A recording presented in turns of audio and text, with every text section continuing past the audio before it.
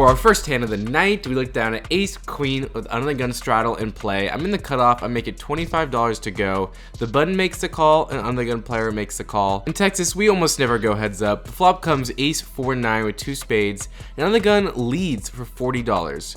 I'm in between calling and raising. Definitely can go both ways. I decided to just call this time, and the cutoff folds. Turn comes the 8 of hearts, and under the gun slows down. He checks. He knows that ace is a good card for me. I'm going to continue betting. I want to get some value. I go a little bit small. I go $80. Maybe I didn't add up the pot exactly right. I'm not exactly sure why I went this small. And under the gun, check raises to $375. And the most interesting part about this bet is he only had $100 left. So why didn't he just go all in or raise a little bit smaller? I don't know what to do. This is one of the decisions where it's really player dependent. He has led into me and now check raised me, which is indicative of a ton of strength. I don't know anything about this player though, and without knowing anything about him, I am actually leaning towards folding, which I do. And after playing with this guy at the bigger game, I wish I would have called here. Oh well, on the next hand. First hand for me, we've got pocket sixes in the big blind. If my voice sounds a little raspy today, I apologize. I was screaming my lungs out at the FC Dallas game. There's good reason for that. Here's a 10-second clip.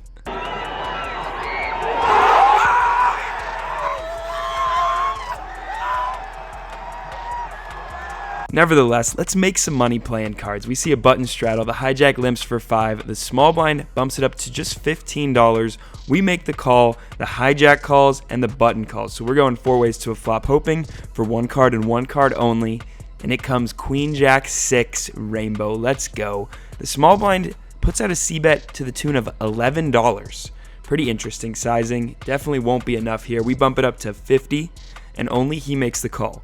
Off to a turn with about 160 at stake, and it's the 8 of hearts, bringing in a flush draw. He checks. We're sizing up. We bet $100 over half the pot, and he makes the call again. The river is an offsuit deuce, a beautiful card. He checks, and we rip it all in for what is $160 effective. He was short stacked, and he folds king 10 offsuit for the flopped open ender, rivered nothing. We take it down. Starting off our session here at Poker House Dallas, we play a $5 bomb pot, and we look down at the Cowboys on the button. Flops come Jack 4-3 and 8-5-5, seemingly safe board, so when it checks to me, I bet $25 here, betting kind of small, hoping to rope in a few callers, and rope in we do. We get 4 total callers, so off to a turns, 5 ways. It's another 4 on the top board, pairing it, and the turn on the bottom board's a king, giving us top boat. Cutoff now leads for $75. I decide just to flat here, again hoping to rope in the other players. However, everyone else gets out of the way. River on the top board, I'm not even kidding, is the case king. We drill top boat on that board as well. And the bottom board, river, is an ace. Cutoff now leads for 75. He's got 350 behind, and all that is going in the middle. I rip it all in. He quickly makes a call. We show, and he shows we kind of coolered him here on the bottom board. He had pocket 8s for a boat on the flop, and we turned a 2-outer to stack him, starting off the session right. We just got called up to the 2-5 table, the live stream table. It's just me up here, and we're playing 2-5, 25 almost every single hand. The live stream is over, night is getting late, and it's degen hour. I have ace king offsuit in the big blind, $25 straddle in play. Hijack J raised up to $75. He's a good strong player. The small blind player is the whale. He makes the call. Perfect spot for us to put in a squeeze. I go for a very large sizing because I bought in for $4,000, so it's time to go big. I make it $350 to go, and J 4 bets to $800. Small blind folds, so we're not playing with our whale anymore. We're just playing against a good, tight, solid player. I definitely think that Jay has 4-bet bluffs in his range, but at the $75 straddle level and the fact that I've been very card dead, so my image is very tight, I don't think Jay is getting out of line here at all. I think that this is queens plus, ace queen suited sometimes. Like, I'm not even sure in this case he's doing that. I bet he's just calling here, and for those reasons, we let ace king go, and thankfully Jay's a nice guy and tells us that he had queens. He had about $2,700 left, but I don't think he would have folded if I jammed. Who knows? This hand, we've got the ladies, pocket queens in the small blind. The button straddles on for 5. There's a limp, and the hijack, the guy who had king 10 offsuit against me earlier with our set of 6s, he raises it up to 20. We 3-bet to 80 in the small blind, gets to the hijack, who rips it all in for $390. Now, given the button straddle, this $390 jam is only 78 big blinds. Technically, we're fine to get it in here with pocket queens given that stack depth, and we know this is a looser player as well. So we shrug, make the call, and sure enough, he shows pocket kings. Oh yeah. We're in trouble. Let's go to a board. Flop comes 10-4 deuce, turn deuce, river, 7, and we lose a big one here.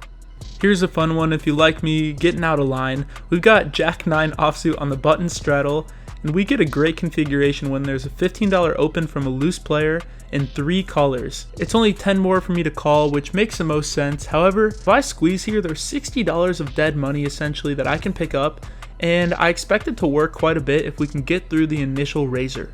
I squeeze here to $95, kind of wish I went a little bit bigger.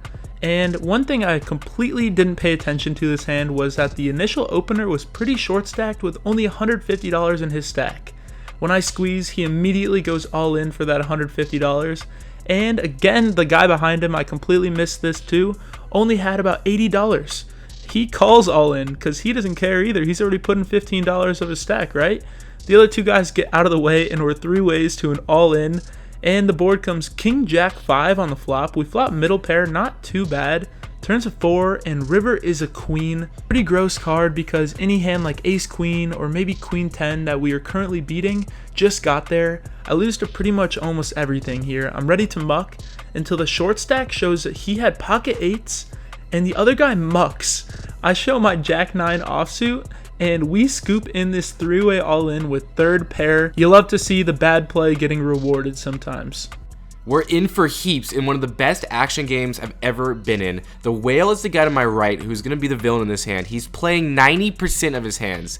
He limps in the hijack for 5. We've got ace-king offsuit in the cutoff. We raise to $30. This is the one hand there's no straddle in play. And the hijack makes the call. The flop comes 10 king jack, 2 hearts, and a club. Pretty good flop for us, and I don't think that GTO applies in this situation at all. I normally wouldn't big bet this flop, but let's big bet. Let's get some value from a pair and pair plus straight draws. So we make it $50 to go, and the hijack player makes the call.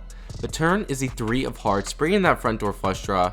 When he checks to me, I want to get some more value. Obviously a little bit worried about the flush, but not going to stop us from betting. I make it $100 to go, and the hijack again makes the call. The river is the money card, king of spades, giving us trips, and this time the hijack player leads out for $200. Definitely hard to put this man on a range since he's playing very, very wide, but the fact that he didn't raise me on the flop and the fact that he didn't raise me on the turn means that I think that he just got there on the river with his king, and we have the best king. So let's go for some value. I know it feels very thin. I make it $525 to go, and the hijack player goes into the tank and eventually makes the call. We're stoked, and he flips over ace king, so unfortunately it's a chopped pot, and although we thought it was, our big score hasn't come yet. This hand we have pocket jellos in the low jack. Here we go. We see the button straddle. This is no ordinary button though. This is John. Got to give him a shout out. He's seen a couple TikToks. He recognized me at this table. Let's play a pot here, John. Under the gun limps for 5. That won't do. We make it 35 and only John on the button makes the call. Off to a flop, which comes queen 10 deuce with 2 hearts. Yes, we see an overcard to our jack, but that's not going to stop us from c-betting for value here. We make it $50. He does make the call. Off to a turn with about 175 at stake, and it's the 9 of diamonds. We pick up an open-ended straight draw. The board is getting juicy. Yes, we're still losing to queen X. Yes, some other stuff, but I think in general, we want to keep betting for some value. I make it 125. And he goes all in for what's effectively $435. Now, I don't like that we have the open-ended straight draw because we are double blocking his straight draw semi-bluffs. We also have the jack of hearts, which blocks his front door flush draws that he'd bluff with.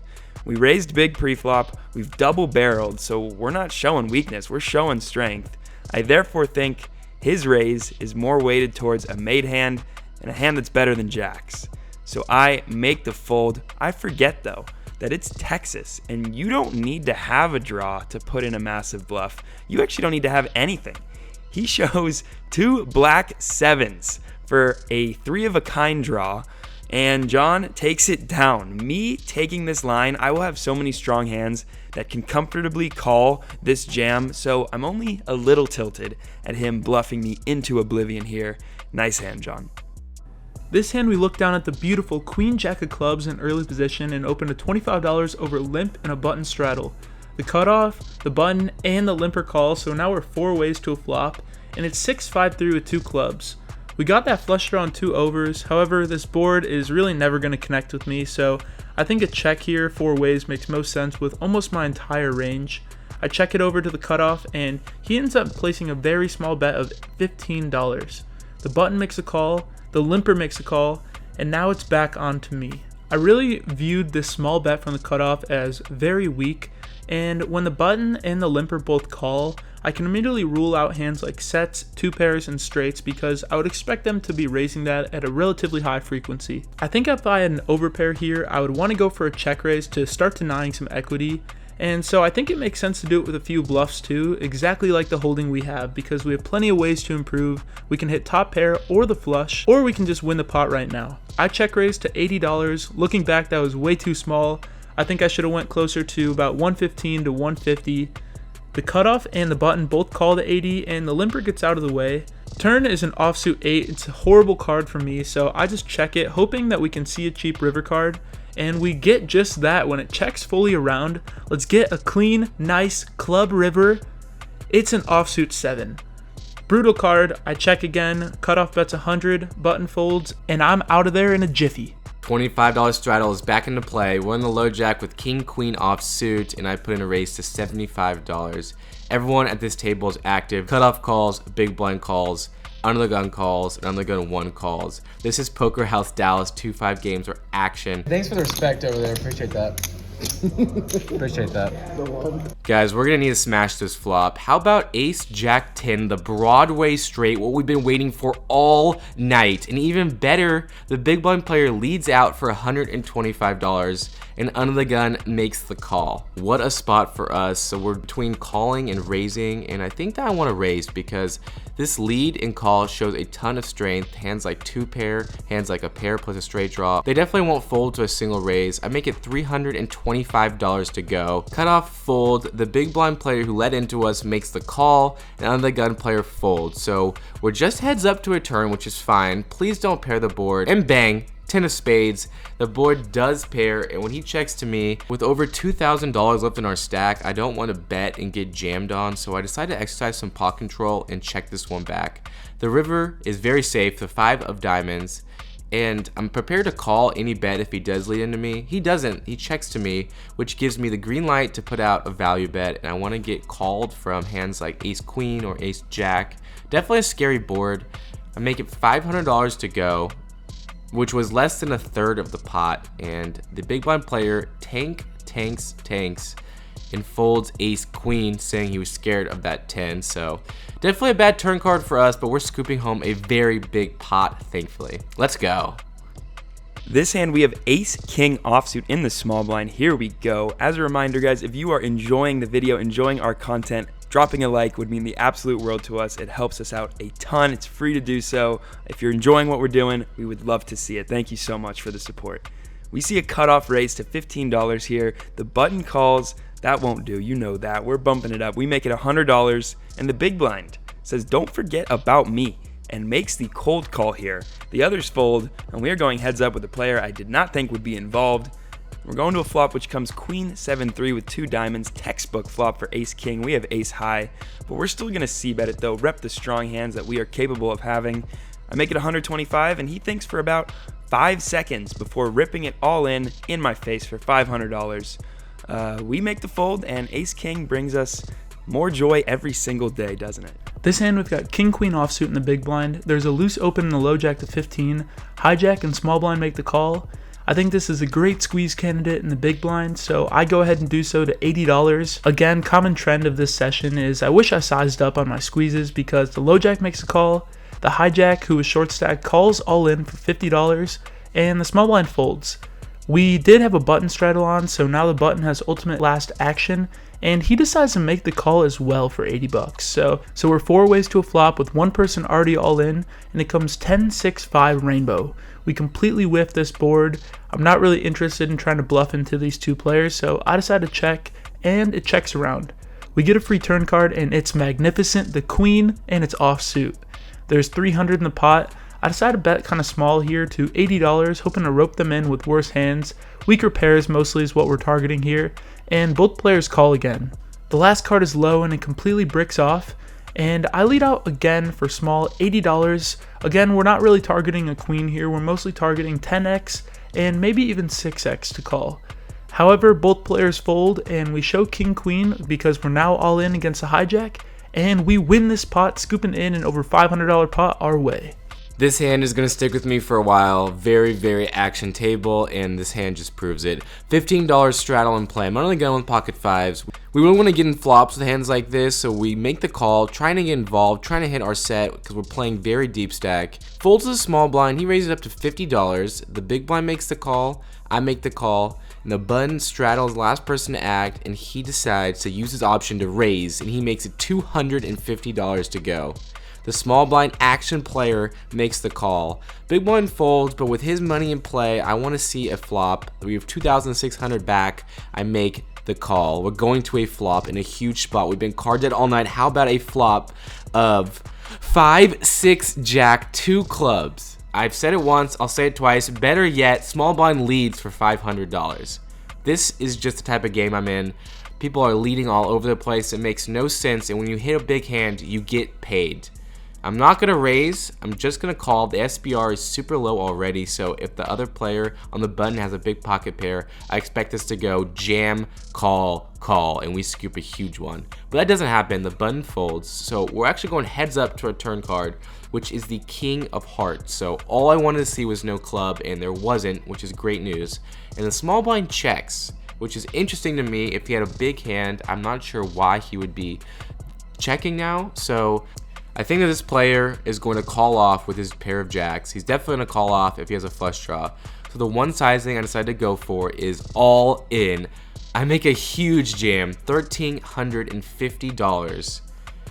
And you will not believe what happens next. It starts with the small blind tank calling. And now we're off to a river. And let's just go live. Yeah. Flush is good. One of the big ones? Oh my! Kidding me? That is disgusting, bro. What the?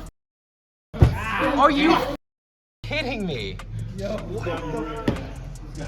this shit is so dumb, bro. We have queen 10 of spades here in the low jack, and we've switched to a newly opened 2-5 table to try and get out of the red. Here we go. We bump it up to $25. Only the big blind makes the call. We're off to a flop heads up, which comes king 4-3 with 2 spades. The king is a spade, meaning we've got the second nut flush draw. He checks, we c-bet for $35, and he makes the call. The turn is the 7 of spades. We hit the flush right away. And better yet, he now takes the betting lead from us. He leads into us for $70. He's showing strength, so I'm not going to slow play here. Let's get more than $70 in here on the turn. I raise it up to $175, and sure enough, he does make the call. What he does that's interesting, though, is he checks in the dark as we head to this river, which is an offsuit 10. The pot's around 470, and I'm not quite sure what size is best. I thought he was really strong, but typically a check in the dark is a sign of weakness. So I decided to just kind of play it somewhat safe and go for a half pot, basically, bet here. I make it $250. He goes deep into the tank. We're now praying for that call. He ends up folding what he says was pocket queens. Very interesting. I did not expect him to say that or have that. Nevertheless, we take down a big one in our 2-5 mini session. Into the game for $1,500, out for $1,250. Thanks for watching, guys. Have a good one. Peace. In for $500, out for $1,550. I mean, you can't even be mad. Obviously I am. In for 4,000, out for $0. You guys got me good. Poker House is juicy. If you want to play, Poker House is the place to play because these people are